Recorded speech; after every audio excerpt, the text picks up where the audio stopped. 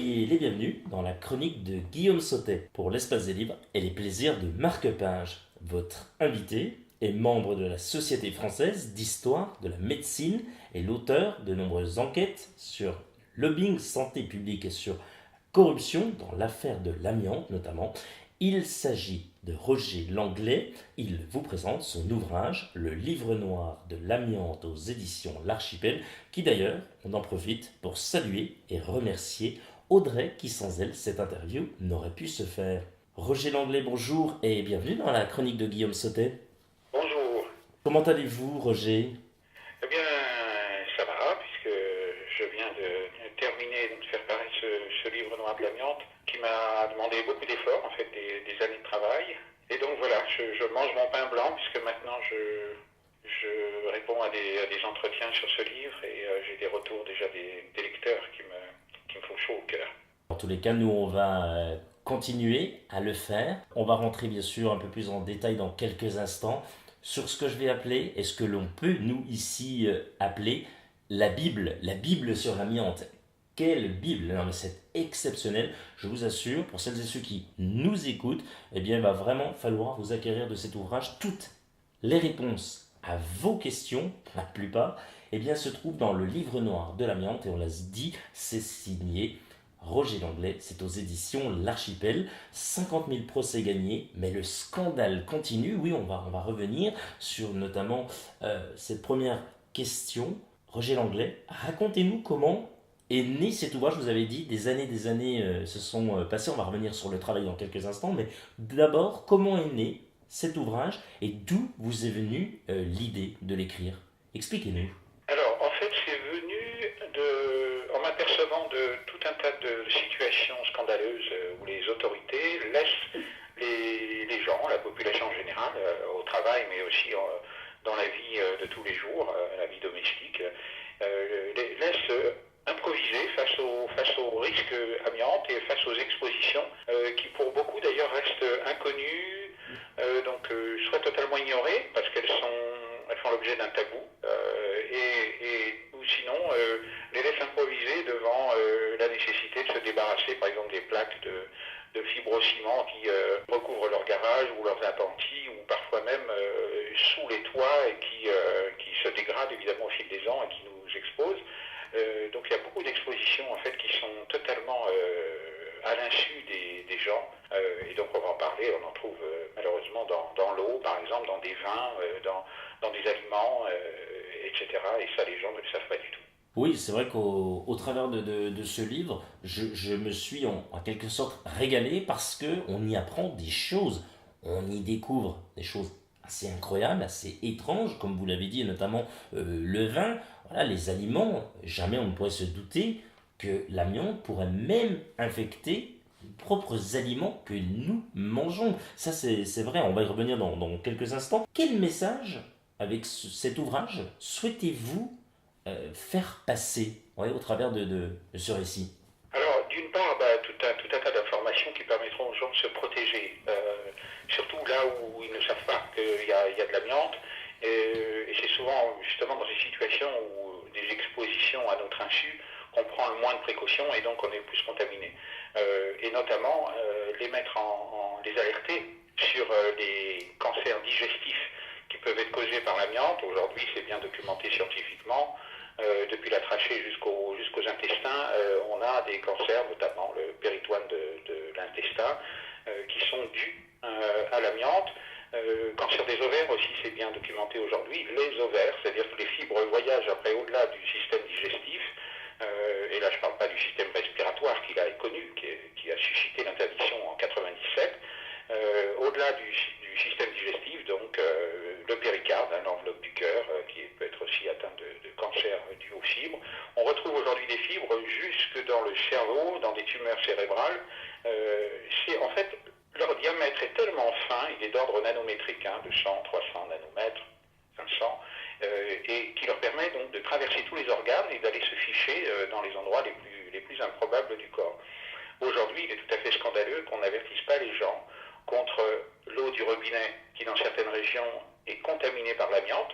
en passant à travers des canalisations en amiante ciment qui se dégradent, ou bien simplement les fibres qui se détachent des revêtements routiers. De nombreux revêtements routiers contiennent encore de l'amiante. Avec les pluies, le passage des véhicules, tout ça se dégrade. Les pluies drainent ces fibres jusque dans les aquifères, les nappes phréatiques.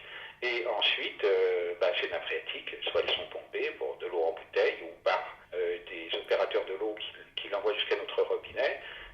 Et ça, c'est totalement scandaleux qu'il n'y ait pas plus de contrôle, d'avertissement de la population quand il y en a, quand il y a des problèmes d'amiante.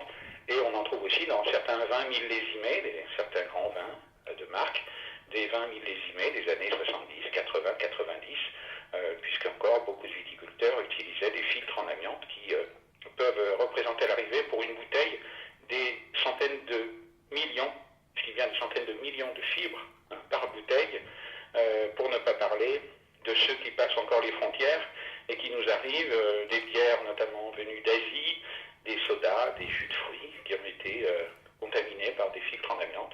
Ça me permet aussi d'inciter les gens, quand ils choisissent leur destination touristique, eh bien, de réfléchir à deux fois avant d'y aller avec leurs enfants pendant 15 jours ou un mois dans les pays où l'amiante n'est pas interdit et où ils peuvent se retrouver contaminés de façon encore beaucoup plus importante à travers les boissons, les aliments et évidemment ce qu'ils vont respirer dans un cadre qui n'est pas du tout légiféré. Roger Langlais, on suppose, cet ouvrage, ça a pris des années, des heures pour l'écrire, pour le préparer. Comment s'est passée la phase d'écriture en termes de recherche, comme vous l'avez fait, ou encore de chapitres, parce que oui, il y a de nombreux chapitres qui sont notamment, on va dire, notifiés à l'intérieur de ce livre. Expliquez-nous.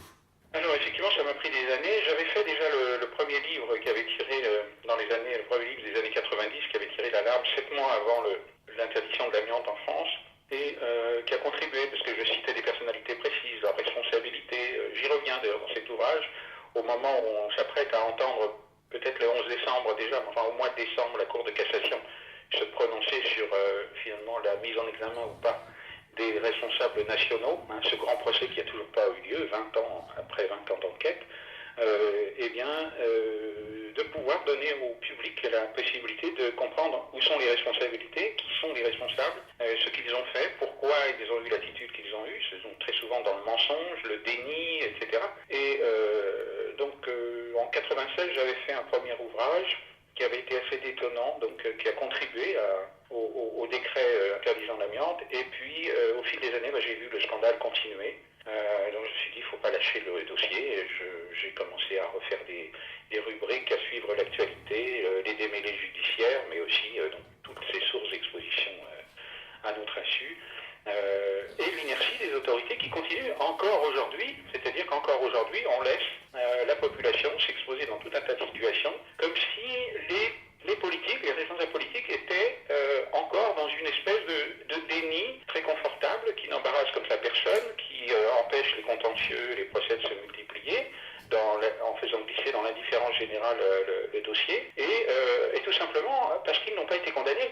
Il y a 50 000 procès gagnés au civil, au pénal aussi en France, des petits entrepreneurs locaux, etc., qui ont même parfois des peines de prison pour des petits entrepreneurs qui ont laissé les salariés s'exposer à leur insu. Mais les responsables nationaux, non. Ceux qui fixent la politique nationale en termes de prévention n'ont toujours pas été condamnés. Par conséquent, cette impunité permet aux politiques encore aujourd'hui de garder le dossier sous le coude ou de l'ignorer purement et simplement. Donc je m'y suis remis pour cette raison, pour avertir directement les gens. On va dire que la plupart des livres que j'ai écrits, en fait, dans ma vie, sont des livres destinés à sauver des vies par rapport à un certain nombre de produits dont les expositions sont ignorées. L'espace des livres et les plaisirs de marque-page vous lit quelques lignes de cette introduction, puis ensuite vous allez pouvoir bien sûr revenir et réagir. Roger Langlais, on écoute donc quelques lignes de cette introduction. On connaît le chiffre. L'amiante tue chaque année environ 3000 personnes en France, soit 8 à 10 personnes par jour. Plus personne ne le discute, sauf à la virgule. On sait aussi que cette hécatombe va se poursuivre. En revanche, on ignore qu'elle va durer, d'autant plus que les responsables continuent aujourd'hui de commettre des fautes et qu'ils vont continuer d'en commettre du fait de l'impunité qui règne encore au sommet du pouvoir. Des fautes par la faiblesse des moyens accordés aux services de contrôle devant le franchissement massif de produits amiantés aux frontières exportés par les nombreux pays où les fibres cancérogènes ne sont toujours pas interdites. Des fautes tout aussi graves devant l'amiante toujours en place en France et dans l'Union européenne, des fautes de prévention et de contrôle, notamment face aux contaminations par l'amiante de ce que nous buvons et de ce que nous mangeons. Une réaction par rapport à ça, Roger Langlais? Et est-il encore temps de réagir ou est-ce que c'est déjà trop tard? Alors, il y a encore temps de réagir, hein, bien sûr, mais enfin, on continue à fabriquer dans ces conditions, on continue à fabriquer les victimes de demain. Les 3000 morts, bien sûr, c'est ceux qui ont été, par an, c'est ceux qui ont été exposés il y a déjà des années, mais aujourd'hui, nous continuons à fabriquer donc, des victimes qui vont surgir dans 10, 20 et 30 ans. Au passage, je voulais dire concernant les frontières, bien sûr, les contrôles sont insuffisants, avec la mondialisation et la circulation mondiale des marchandises dans un système très dérégulé. Donc là, on sait qu'à peu près 14% des articles qui passent les frontières, qui rentrent dans l'Union européenne, à peu près 14% qui contiennent de l'amiante de façon totalement illégale.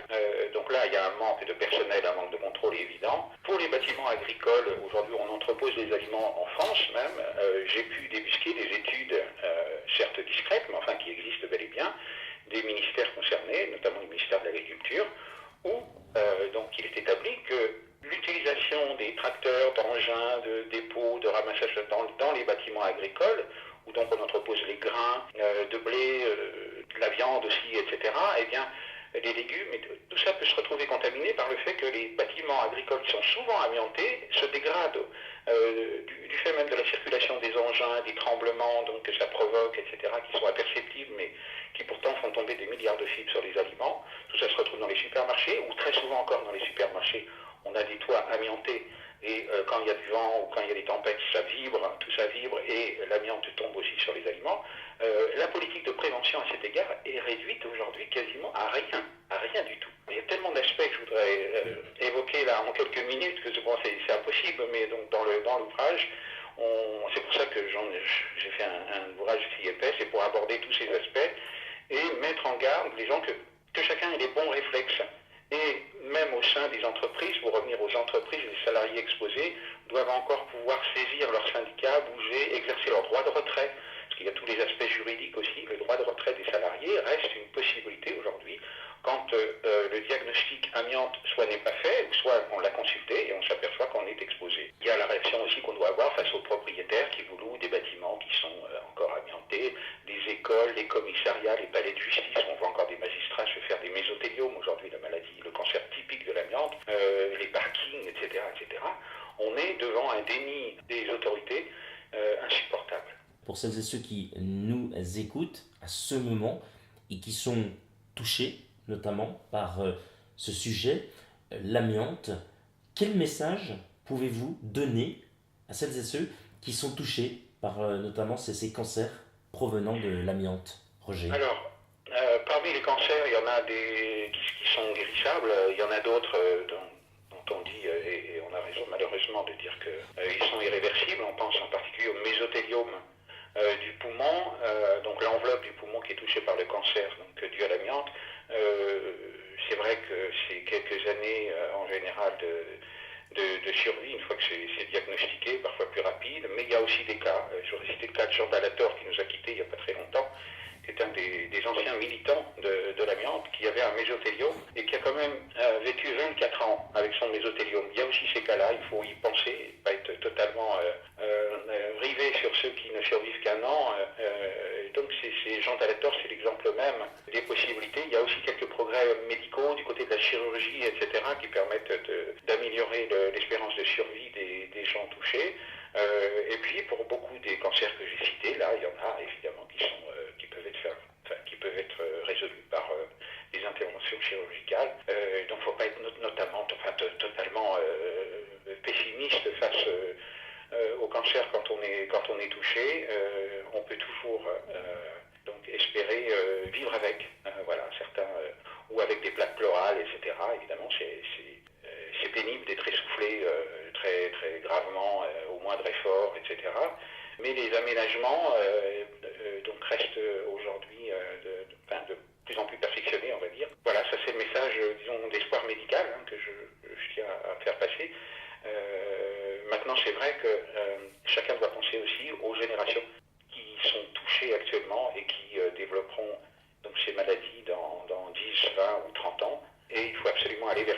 interdiction mondiale de l'amiante et des plans de gestion des risques beaucoup plus rigoureuses, connues de chacun, qui a un inventaire national accessible au public, qu'on sache dans quoi on vit, face à quoi il faut se protéger, et de connaître évidemment tous les bons réflexes. J'en citerai qu'un mauvais réflexe par exemple, à éviter absolument, c'est de brûler dans son jardin par exemple les plaques de fibrociment en croyant que ça disparaît dans le feu. L'amiante résiste au feu et donc quand on fait ça, on ne fait que faire monter dans les fumées des milliards de fibres qui vont se redéposer sur la maison, dans le jardin, chez les voisins. Donc des gestes comme ça à éviter absolument. Il y a tout un tas de choses à connaître. Ne négligez pas le risque amiante. C'est en train de se banaliser malheureusement et il faut absolument revenir à une campagne de sensibilisation et que chacun soit bien informé de ce qu'il faut faire et pas faire.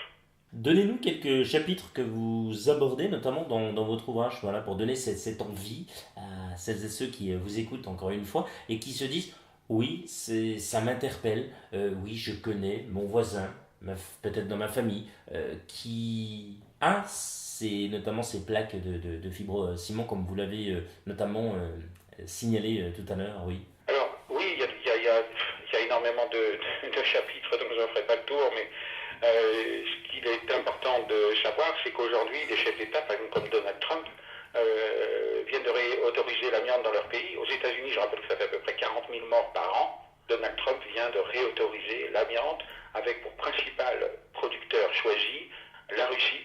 Je ne sais pas sur quel accord caché ça repose là entre Trump et Poutine, mais c'est absolument insensé. Et aujourd'hui, on a déjà des États américains d'ailleurs qui attaquent Donald Trump pour mise en danger de la vie d'autrui.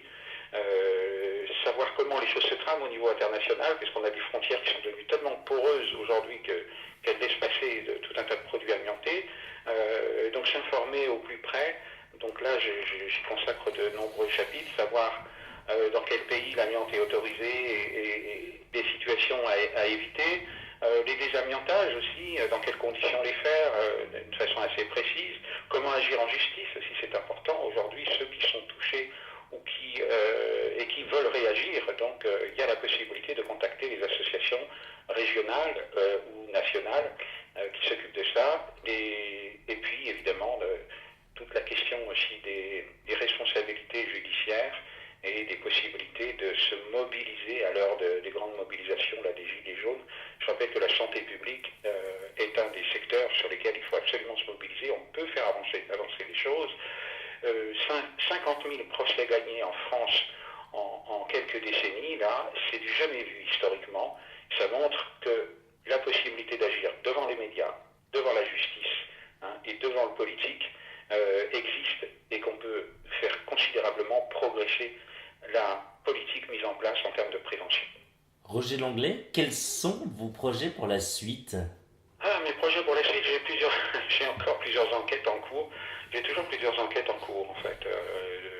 Et donc un prochain, ça va être donc au mois de mars, où je me penche de près sur les psychotropes et leurs effets secondaires qui sont hélas un sujet de préoccupation aujourd'hui et un dossier essentiellement géré par l'industrie pharmaceutique elle-même, donc ça ne va pas du tout. Il faut absolument que les autorités s'emparent aussi de ce sujet. La santé publique, c'est vaste, il y a pas mal de scandales urgents à régler.